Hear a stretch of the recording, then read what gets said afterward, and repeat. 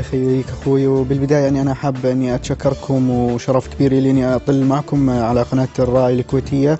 وبالبدايه برضو اسمح لي اني اهني الكويت باعيادها الوطنيه طبعا. يعني الكويت والاردن دولتين شقيقتين تجمعهم القياده وهذا الحب بين الشعبين منذ الازل يعني، فانا بتشرف اني اكون معكم اليوم.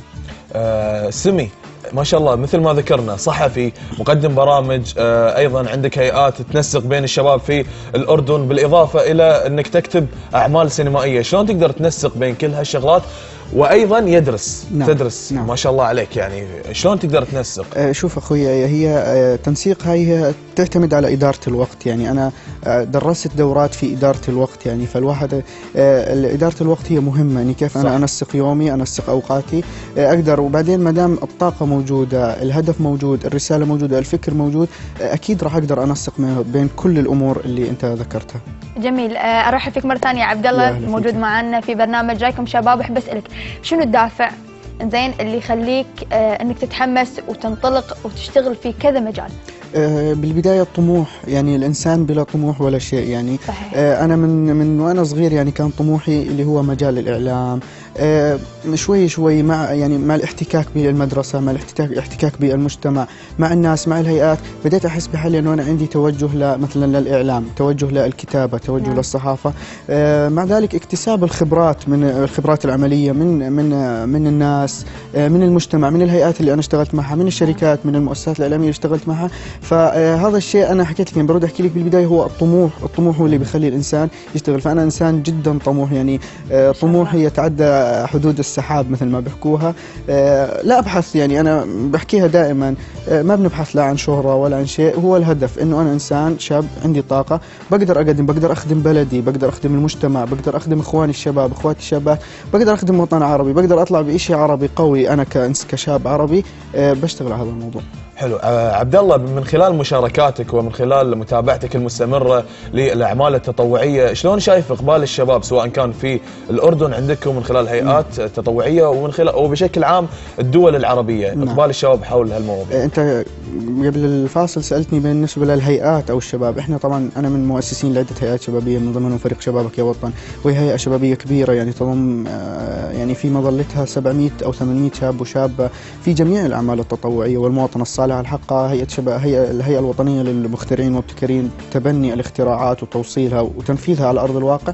الإقبال من الشباب على العمل التطوعي للأسف إحنا قاعدين نواجه موضوع أو شيء سيء جدا، اللي هو ثقافة العيب، إنه أنا شاب مثلا ممكن أكون من العاصمة أو من المدينة الأم في البلد سين من البلد، ما بحكي عن بلد معين، إنه أنا كيف، أو بنت مثلا، إنه أنا كيف أروح أشارك بعمل مثلا في اليوم عندنا عمل تطوعي، بدنا نطلع ندهن رصيف مثلا، أعمال تطوعية مثلا، نطلع على بيت غسل سيارة، إنه أنا كيف أطلع، يعني هذا شيء عيب إنه أنا أنزل مستواي أطلع، لا هذا شيء غلط. بالعكس العمل التطوعي يعني بيعلمنا أمور جديدة بحياتنا، بيعلمنا نعتمد عنها شوي، بيعلمنا المسؤولية، بيخلينا في عملية ترابطية ما بيننا وما بين كل فئات المجتمع. مش شرط إني أنا أكون بفئة وأظني بفئة، لا، بشوف كل فئات المجتمع، بحس شوي بالمسؤولية. فإحنا بنشوف جدا في تراجع من الإقبال على العمل التطوعي، ولكن بنحب إنه الكل يشارك. يعني حتى في الأردن جلالة الملك عبد الله الثاني بن حسين المعظم بيأكد على هذا الدور. الشباب عندنا بالأردن الحمد لله مقبلين على العمل التطوعي، في أعمال تطوعية بنرفع فيها الراس، بنفتخر فيها بالأردن وفي كل الوطن العربي بنتمنى تكون،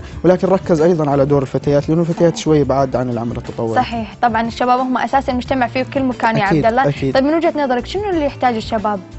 شنو محتاجين الشباب عشان هم يشتغلون، عشان هم يوصلون للشيء اللي هم يبونه؟ أحكي لك شيء، بنكون صريحين شوي. الشباب بيحتاجوا الفرصة، يحتاجوا البيئة الكويسة اللي يشتغلوا فيها. مثلا تعالي خليني أحكي لك، أنا في زيارتي للكويت وكنت قبلها في السعودية وفي الأردن وفي مصر أيضا، كثير شباب موهوبين، مش شرط في مجال الإعلام، بالإعلام وبغير الإعلام، مش لاقين الفرصة، مش لاقين اللي حدث. يعني أنا إذا مش بالواسطة ما بطلع، خليني أحكيها بنكون صريحين شوي، إذا ما عندي الواسطة أو ما عندي حدا يدعمني ما بطلع. لا، الشباب بحاجة فرصة، بحاجة بيئة عمل، بحاجة تنمية قدراتهم، تنمية نشاطاتهم وتمكينهم، اني اقدر امكن الشاب من الموهبه اللي هو مكتسبها. حلو. زين عبد الله، انت ذكرت لنا ان يعني الشباب مو شرط في الاعلام، خلينا نتكلم شوي على الاعلام اكثر، بما انك انت مقدم برامج ومعد برامج وايضا صحفي من ناحيه الاعلام.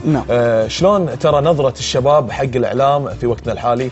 بما انك تنقلت يعني من دوله الى دوله عربيه اخرى؟ شوف اخوي، احنا الان يعني خلينا نحكيها، المقبول في دوله الكويت كاعلام او كشاشه مثلا ممكن ما يكون مقبول في السعوديه، ما يكون مقبول بمصر. المقبول في مصر بيئات اعلاميه مختلفه، ولكن نظرتي انا كشاب، انا بدي اكون حيادي الان، ما بدي اكون شاب اعلامي، بدي اكون شاب بتفرج على شاشه، بتفرج الان الجمهور. كجمهور لما انا افتح اقلب بالشاشات اتفرج على في مشكله في الرساله. ما هو الاعلام ايش؟ مرسل ورساله ومستقبل. صح. احنا ما مش هدفنا المرسل يطلع بكواليتي وبجوده عاليه، احنا هدفنا الرساله اللي توصل للمستقبل بشكل كويس. قاعدين نشوف في قنوات قاعده تفتح تجاريه، في قنوات قاعده تفتح باشياء خرافيه واشياء وهميه، يعني احنا مش عارفين شو توجه القناه. انا كشاب بتمنى من كل المؤسسات الاعلاميه اللي بتبث في وطننا العربي على ارجائه من الشمال الى الجنوب انه وضح لي رسالتك، اعطيني رساله انا كشاب عشان انتمي لك، اسير اتفرجك. يعني انا مثلا سمعت انه، وهذا شيء اكيد يعني، انه برنامج رايكم شباب مش مدحا او مجامله او اني عندكم، يعني رايكم شباب مشاهد في الكويت في الوطن العربي، برنامج جميل بيؤدي رساله، له هدف من القلائل في الوطن العربي. يصير في رده فعل، في رده فعل مني انا كشاب انه هذا البرنامج بشدني. يعني انا البرنامج بتفرج عليه، مش انا جبت مثلا موضوع واحد عن اللابتوب وقعدنا نحكي عنه طول الحلقه، لا انت اخذتني من الشمال الى الجنوب الى الشرق الى الغرب، فانت وديت لي رساله فدتني، مش انا تفرجت بالاخير. يعني قاعدين نشوف قنوات قاعده تطلع مذيعه، يعني ما تزعلش منا، مذيعه رائعه جدا، بس للاسف لا رساله لا هدف لا لغه، لا هذا شيء غير مقبول بالنسبه للشباب. انا اوجه لي رساله انه انا كشاب افهمها، كمشاهد كمستقبل استفيد منها، مش رساله انه بس انا ابث وخلص. صحيح. طيب بسالك عبد الله، شنو الهموم والمشاكل اللي يعاني منها الحين الشاب الاعلامي العربي؟ هي حكينا بالاول الفرصه، مع اختلاف البيئات الاعلاميه، ممكن بالكويت في امكانيات، في بلد معين ما في امكانيات. ايضا الامكانيات الاعلاميه لابد انك انت عندك طاقات اعلاميه في مكان معين، وفر له تقنيا وفنيا، ايضا مع المؤدين. يعني ما شاء الله انتم، انا بهنيكم ايضا على استاذ نايف البشيره في الاعداد، يعني انسان رائع جدا. اكيد نوجه له تحيه. اكيد. فالشاب اللي بيحتاجه بنرد ناكد على موضوع الفرصه، بنأكد على موضوع انه انا اوفر له مكان، اعطيه رساله صح يوصلها. انا ما اطلع شيء، يعني اطلع شاب مثلا انا اعتقاداتي او اللي انا مقتنع فيه شيء واطلع احكي فيه على الشاشه شيء، هذا انا بكون انا بكذب بيني وبين نفسي. صحيح. فلازم الفرصه ونهيئ جو اعلامي كويس. نتمنى انه احنا نشوف الوطن العربي في تطور بالاعلام، ولكن بدنا اكثر. عبد الله شنو تدرس؟ انا نظم المعلومات الاداريه في جامعه عمان الأهلية. نظم معلومات اداريه، زين. ما شاء الله، يعني كل مجال غير عن الثاني. نعم. تكلمنا عن الاعلام. نعم. زين، مجالات تطوعيه، وننتقل الحين حق كتابه السينما. نعم. شنو اللي دفعك عشان تخطي هذه الخطوه؟ شوف، انا كان طبع انه لما اشوف موقف معين اروع البيت، لا لما اكون لحالي بحس حالي انه انا الموقف اللي شفته بدي اعبر عنه بشيء. فكنت امسك ورقه وقلم واكتب اكتب اكتب اكتب اكتب اكتب. يعني اكتشفت بنفسي، هاي طبعا هاي بتبين لك ان انت كيف انخراطك مع المجتمع، تحركك. انا لقيت في نفسي الكتابه، بديت بكتابه سطرين او ثلاث، كنت سطرين واحتفظ فيهم لنفسي. شفت حالي صرت اكتب نص فقره، بعدين شفت حالي صرت اكتب فقره. توجهي للموضوع السينمائي بانخراطي بالعمل في مصر، ويعني الحمد لله يعني علاقات مع نجوم الخط الاول من التمثيل في مصر، لقيت الدعم منهم انه عرضت عليهم بعض الافكار، قالوا لي اكتب عليها خلينا نشوف.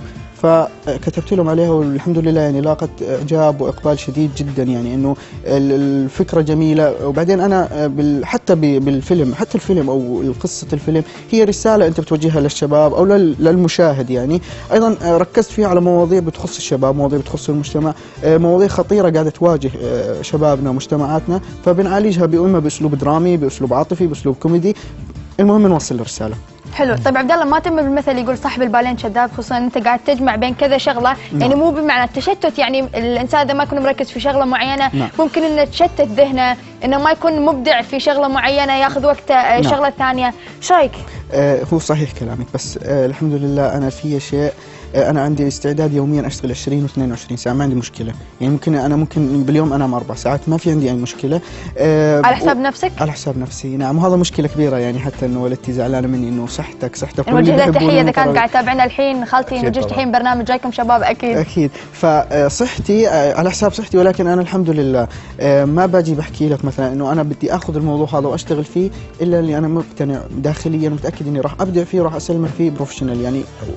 عبد الله، نبي من وجهة نظرك كيف ترى اهتمام وسائل الإعلام في الوطن العربي لفئة الشباب فقط وقلة البرامج الشبابية؟ والله أنا برد أكد الاهتمام قليل جدا.